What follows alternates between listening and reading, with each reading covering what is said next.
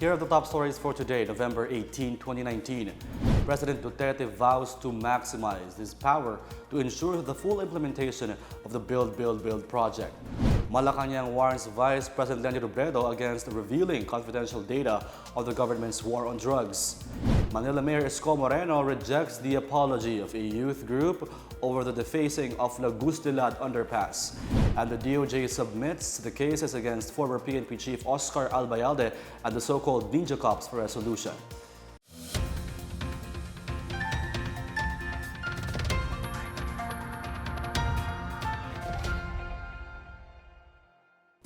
Good day, I'm Rom Dulfo. Welcome to the PNA Newsroom. Our top story for today, President Rodrigo Duterte will maximize the use of his available powers to ensure the full and effective implementation of his Build program. This as Albay 2nd District Representative Joyce Salceda filed House Bill 5456, granting special powers to the Chief Executive to fast-track the implementation of the program. Presidential spokesperson Sal Panelo on Saturday said the president will implement and maximize what is presently available under the law. He also said that while Malacanang respects the wisdom of Congress and lauded Congressman Salceda in seeing the importance of the Build program, the proposed measure is no longer a priority legislative agenda of the president as he has only less than 3 years left in office. Panelo notes there was progress in the implementation of the infrastructure program, citing the figures recently released by BCDA President and CEO Vivencio Dizon. Meanwhile, Malacanang on Sunday brushed aside the claim of London-based think tank that more foreign investors may be lured to the Philippines in the event that Vice President Robredo replaces President Duterte due to his health issues. Presidential spokesperson Sal Panelo said Robredo taking over as the country's president was just a wishful thinking. More on this from Lade Cabagani. Malacanang on Sunday said President Duterte can still perform his duties well despite his health problems. This as Duterte admitted that his ailments are taking a toll on his health. However, in a report titled Duterte Health Worries Sri Lanka Election and published on November 15, Capital Economics Senior Asia economist Garrett Letter claimed that there was a downtrend in foreign investments since Duterte assumed presidency in 2016. Letter said while Robredo has scant knowledge about economic policies, a change in president would probably be welcomed by investors. Letter also noted Robredo's fierce opposition to Duterte's authoritarian tendencies, including his willingness to undermine political institutions. His attacks on political opponents as well as the controversial war on drugs could entice foreign firms to invest in the Philippines. In a radio interview, Panelo said Robredo taking over as the country's president was just a wishful thinking and accused the group of interfering with the Philippines' sovereignty. Data from the Bangko Sentral ng Pilipinas showed that foreign direct investments registered a net inflow of $543 million in July 2019. For the first 7 months in 2019, long-term equity net inflows totaled $4.1 billion. For the PNA Newsroom, I'm Lade Cabagani. Malacanang also takes its swipe at a U.S. senator for denouncing the alleged human rights abuses made by the Philippine government. In a tweet on Friday, U.S. Senator Bernie Sanders said the repression of trade unionists is a shameful attempt to silence people's rights and freedoms. Sanders shared the report by the International Trade Union Confederation titled Philippines Government Crackdown Targets Unions. It claimed that the Duterte administration's drug war has been responsible for a reported 27,000 extrajudicial killings since it was launched by President Duterte in 2016. It further noted that while the government pledged to investigate the killings of 43 trade unionists in August, no progress has been reported and the government is yet to accept the ILO mission to the country, while the violence against activists continues with impunity. Panalo said Sanders was merely reiterating unvalidated reports peddled by foreign news agencies, and there is nothing new on these remarks. Communications Secretary Martin Andanar also reacted on the tweet on the remark of Sanders saying he is just grandstanding despite not knowing the details.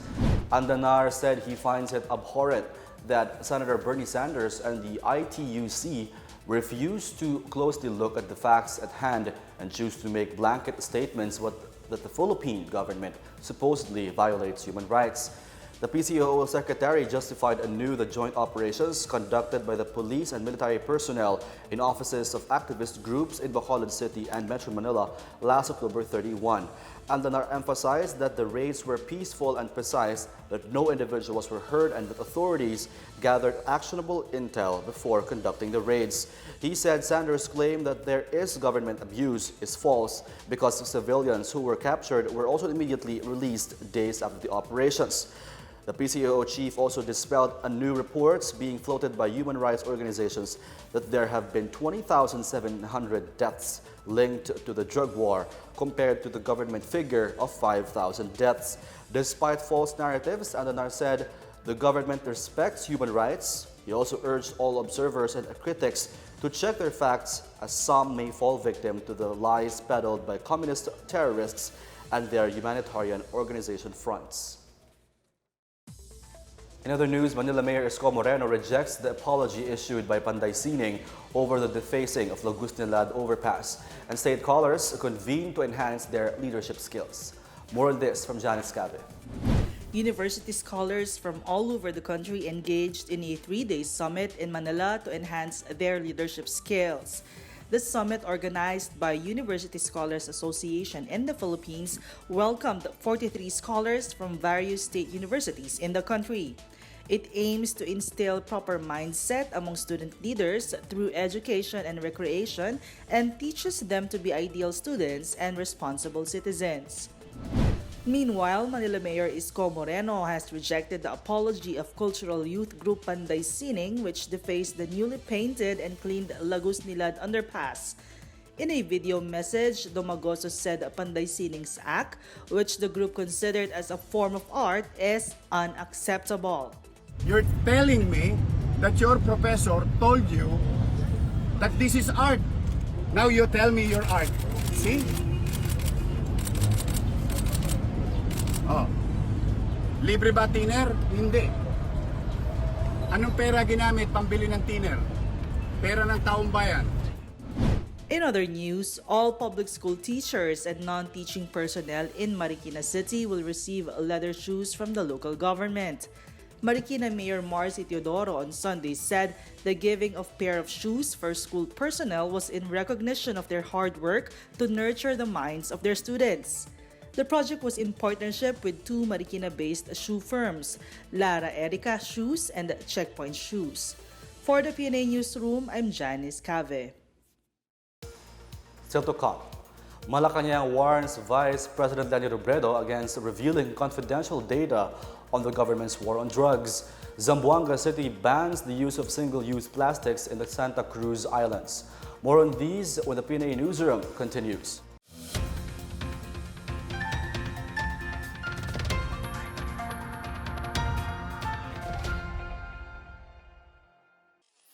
Ito ang Duterte and Judy. Ulat sa ginagawa ng presidente. November 1, Biyernes. Nagtungong Thailand si Pangulong Rodrigo Roa Duterte kasama ang kanyang delegasyon upang dumalo sa 35th Association of Southeast Asian Nations Summit.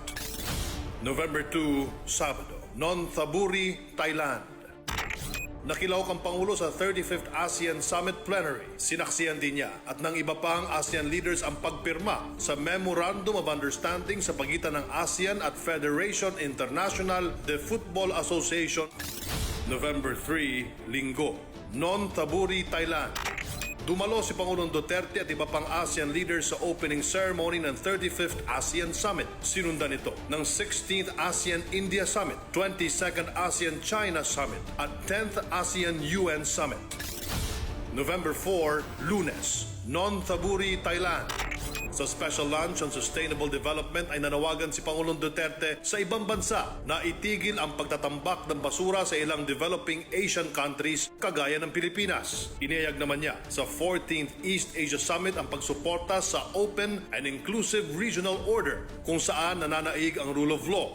Nagkaroon ng bilateral meeting sa pagitan ng Pilipinas at Japan sa pangunguna ni Pangulong Duterte at Prime Minister Shinzo Abe. Nakilahok din ang Pangulo sa 22nd ASEAN Plus 3 Summit at 22nd ASEAN-Japan Summit. November 6, Miyerkules, Malacanang. Pinangunahan ni Pangulong Duterte ang 43rd Cabinet Meeting na ginanap sa Aguinaldo State Dining Room. Ako po si Secretary Martin Andanar at ito ang Duterte on Duty. Abangan sa susunod na linggo ang mga gagawin ng Pangulo.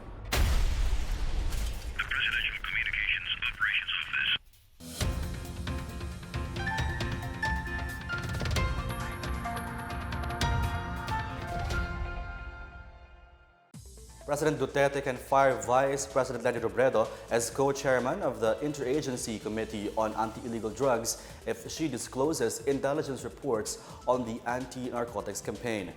Presidential spokesperson Sal Panelo stressed that Robredo, as anti-drug czar, is prohibited from making public the confidential information about the government's crackdown on illegal drugs. He said Robredo should refrain from sharing information, especially to international communities like the UN, which has described the country as a murderous country and who have called for the arrest of Duterte. He noted that even the prosecutor of the International Criminal Court, or ICC, that has no jurisdiction over the country has been welcomed by Robredo. Panelo also said divulging state secrets to foreign individuals and entities, as well as welcoming those who have trampled the country's sovereignty, would be damaging to the welfare of the Filipino people. Panelo warned Robredo to be heedful of potential risks of seeking advice from other people who oppose the government's anti-narcotics drive. The Philippine National Police has agreed to disclose intelligence reports on high-value targets in the anti-illegal drugs campaign to Vice President and anti-drug czar Leni Robredo, but only in a closed-door meeting. PNP officer in charge Archie Gamboa said it agreed with the position of the Philippine Drug Enforcement Agency, or PDEA, as the head of the law enforcement cluster. Gamboa said the Vice President should focus on the drug wars aspect of advocacy and rehabilitation. He said the law enforcement and prosecution aspect of the government's campaign should be left to the PNP, PDEA, as well as the National Bureau of Investigation, or NBI. Aquino said the HVT's list is considered classified information which should not be disclosed to just anybody. He clarified that this is not an act of resistance or a disrespect to the Vice President, but just a standard operation procedure on law enforcement operations.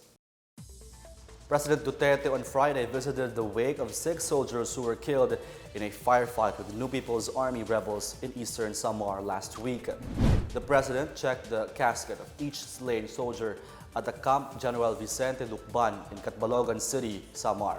In a text message, Senator Bongo said the president spoke to the soldiers' families to personally extend his sympathies and condolences, as well as financial aid. The 6 soldiers were killed while 20 others were injured when the rebels detonated 6 explosives in remote Pinanagaan village in Borongan City, eastern Samar. Meanwhile, the president also visited the 20 wounded soldiers who were confined at the Camp Lucban Hospital. Malacanang said the president conferred the Order of Lapu-Lapu, rank of Kalasag, on the slain soldiers and the Order of Lapu-Lapu, rank of Kampilan, on the wounded soldiers. The Mindanao Development Authority prepares livelihood trainings for earthquake victims in Mindanao. Meanwhile, Zamboanga City bans the use of single-use plastics in Santa Cruz Island. More on this and other news from the provinces from Bench Mondo. The Mindanao Development Authority will train earthquake victims in North Cotabato and Davao del Sur on livelihood and financial management in preparation for the rolling out of Minda Tienda in 2020. The project will be operated and managed by the trainees who will be organized into cooperatives. Minda Secretary Emmanuel Piñol said the agency is developing a post-disaster intervention project that will help quake victims become self-reliant. Minda Tienda outlets will be established by the first quarter of 2020. Meanwhile, power consumers from Pangasinan and Cebu are set to benefit from the 3 waste-to-energy facilities that are expected to begin operations by 2022. Integrated Green Technology President and Chief Executive Officer Michael Jimenez said the construction of the plants will start in the first quarter of 2020. For the Cebu plants, the expected volume of trash to be collected is about 480 tons per day, with 50 tons expected to produce about 1 megawatt. Jimenez said they were just waiting for feedback before presenting their proposal to local executives of Quezon City, Pasig City, and Manila. In Zamboanga City, the city government is set to ban the entry and use of single-use plastics on the Great and Little Santa Cruz Islands. The Santa Cruz Islands have been declared protected landscape and seascape by virtue of Proclamation number 271 issued on April 23, 2000. The prohibition against the entry and usage of plastics on the two islands will take effect on November 20. Hundreds of tourists visit the island, especially the Great Santa Cruz Island, which boasts of being the only pink sand beach in the country. For the PNA Newsroom, I'm Bench Bondo.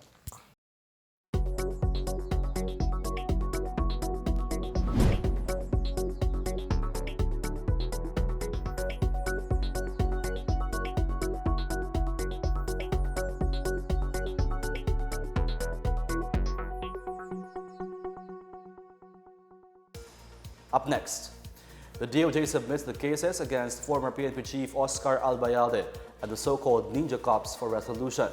And Davao City launches Santa's Toy Factory for this year's Pasko Fiesta celebration. The PNA Newsroom returns after these reminders.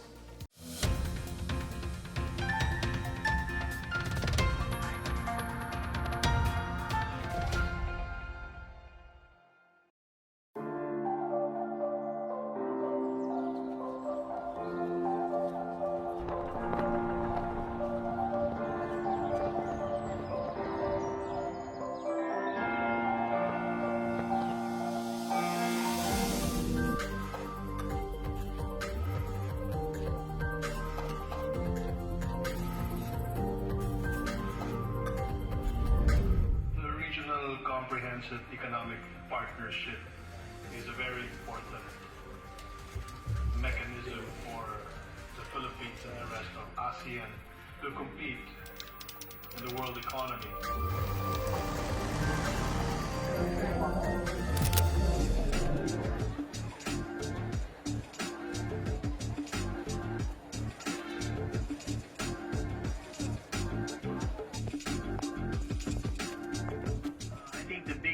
Item that the ASEAN discussed with China is the proposal to remove one big uncertainty, and that is the uncertainty in the South China Sea. And the idea was essentially to push for the completion or the finalization of the Code of Conduct.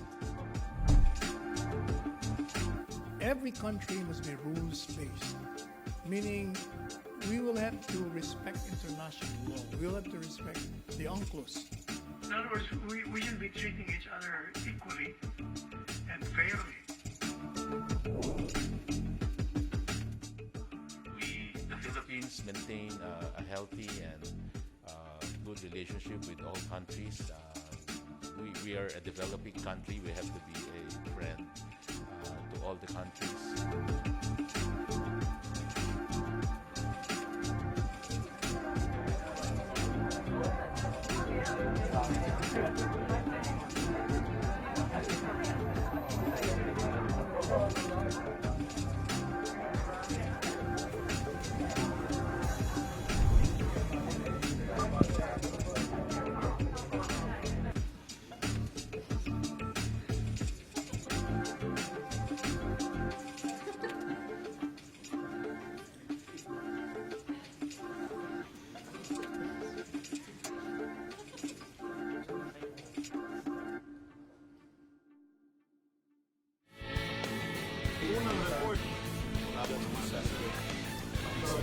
This is Secretary Martin Andanar, and you're watching.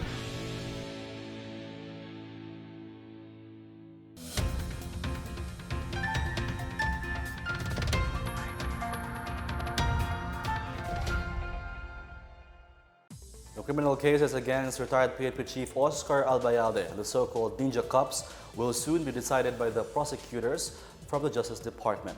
This as the DOJ submitted the cases for resolution Monday. In his 19-page rejoinder affidavit filed Monday, Albayalde reiterated his claim of innocence in the charges filed by the Criminal Investigation and Detection Group, or CIDG, regarding the November 2013 controversial anti-drug raid in Pampanga. Albayalde added that he had no reason to doubt the truthfulness of team leader and account of co-accused Major Rodney Raimundo Lue Baluyo IV, as he relied on his subordinates to a reasonable extent. The CIDG earlier said that then PNP Chief Albayalde had direct control and supervision over all the aspects of the operation until he was administratively relieved. The Department of the Interior and Local Government, or DILG, earlier said there is not enough proof to charge Albayalde administratively, but said he is liable for command responsibility.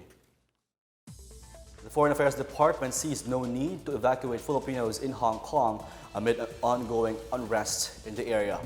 Contrary to reports circulating online, the DFA said Filipinos in Hong Kong remain safe and are largely unaffected by the protests. The agency assured that the Philippine Consulate General in Hong Kong is taking every step to ensure the continued safety and well-being of the Filipinos in the area. Those who wish to know the protests' impact on Filipinos in Hong Kong are advised to visit the consulate's website for updates and advisories. This as the agency reminded Filipinos to avoid sourcing information from social media. Hong Kong has been gripped with a series of anti-government protests triggered by a bill proposed in June 2019 to allow extradition to mainland China. The Provincial Health Office of Pangasinan has recorded over 8,000 dengue cases from January 1 to November 11 this year, which is 10% higher from last year. The highest number of dengue cases this year was recorded in August with 2,052. Meanwhile, mortality decreased from 25 last year to 11 this year. A 10-month-old male was the youngest victim, and a 90-year-old female was the oldest. Provincial Health Officer Dr. Ana Maria Teresa de Guzman said the provincial government is exerting all efforts to combat dengue in the province. De Guzman said hospitals under the provincial government have fast lanes with readily available blood bags to accommodate dengue patients. Patients in the emergency rooms manifesting dengue symptoms immediately undergo rapid tests. The mobile health caravan dubbed Kalusugan Caravan also banners the government's campaign against dengue. Duty Free Philippines is looking to establish a new Mara Julio, an all-Filipino concept store in one of its outlet stores outside Manila. On Friday, the Department of Tourism attached agency opened the first Mara Julio at the Duty Free Lux inside the Mall of Asia complex in Pasay City. Duty Free Philippine Chief Operating Officer Vicente Angala said the outlet is opened under coordination with the Department of Trade and Industry. He said they plan to open another outlet in Cebu. Mara Julio, which means to be enchanted or attracted, is curated by internationally renowned interior designer Buji Layog and features high-end local brands. Angala said the rich cultural diversity of the Philippines is expressed in crafts, which sets us apart from the other destinations in the world. 3 Filipino American chefs are in the Philippines to promote the country's culinary tourism through the Department of Tourism's Chef's Food Trip Project. Since November 10, Filipino American chefs Tom Cunanan and Grant Lanay Tabura have been touring various culinary destinations to explore each place's rich culinary scene. They are now joined by Chef Charles Ulalia from Los Angeles for the rest of the tour. The chefs recently visited Iloilo and Bacolod, featuring a tour around Haro Webbesan Market in Iloilo and a food crawl to sample Ilonggo specialties. The chefs are now in Davao City this November 18 to 19. The chefs also joined the interactive symposium called DOTX Wolfex University Fun Food Talks, where they interact with local food enthusiasts as well as culinary and tourism students through talks and cooking demonstrations. Tourism Secretary Bernadette Romulo Puyat said the DOT invited opinion leaders to learn more about Filipino dishes and culinary destinations so that they could serve as ambassadors for Philippine food tourism. Here's the latest in our community billboard. The city government of Davao is opening the 2019 Pasko Fiesta celebration on November 22. The theme for this year's event will be Santa's Toy Factory. Selected areas in the city have been spruced up with gift boxes and robots to follow the theme. The Baweños are invited to join the opening day program as well as the other Pasko Fiesta activities such as the Pasko Fiesta Carnival at the Rizal Park, Meet and Greet Mr. Santa and Mrs. Claus, the Pahalipay in Santa, the nightly 3D wall mapping show starting on November 22, and the Coro sa Pasko on December 5 at the CAP Auditorium. Let's now check out the weather forecast as Tropical Storm Ramon approaches.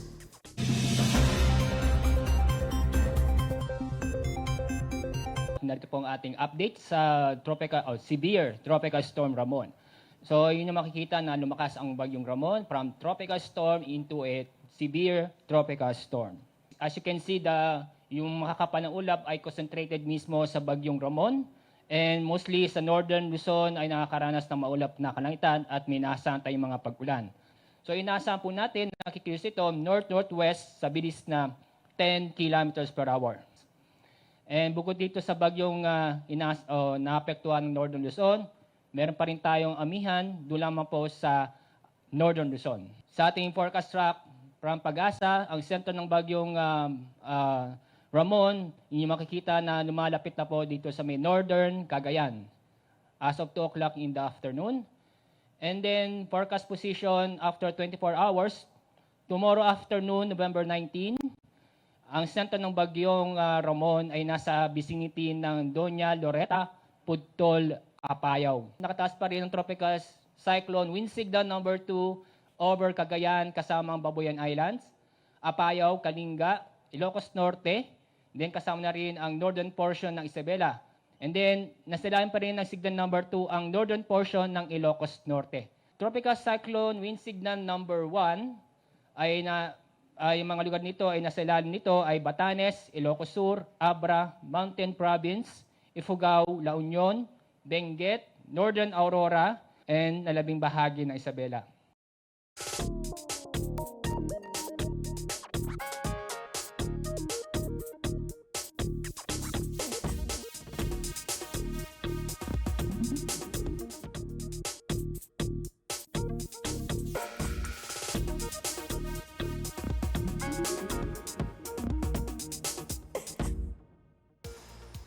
Here's another look at today's biggest stories. President Duterte vows to maximize his power to ensure the full implementation of the Build, Build, Build project. Malacanang warns Vice President Lenny Robredo against revealing confidential data of the government's war on drugs. Manila Mayor Isko Moreno rejects the apology of a youth group over the defacing of Lagustilad underpass. And the DOJ submits the cases against former PNP Chief Oscar Albayalde and the so-called Ninja Cops for resolution. Thank you for watching another episode of the PNA Newsroom. Check out more news content. Check our webpage or head on to the Philippine News Agency's Facebook and Twitter accounts. For more stories about the government and how it serves Filipinos, look for these hashtags on all our social media platforms and websites. We are shown on the pages of the PCOO and its attached agencies. Also watch us on television on PTV4 at IBC 13. And that's your daily dose of the biggest stories that you need to know from the PNA Newsroom. I'm Rom Dulfo. Good day.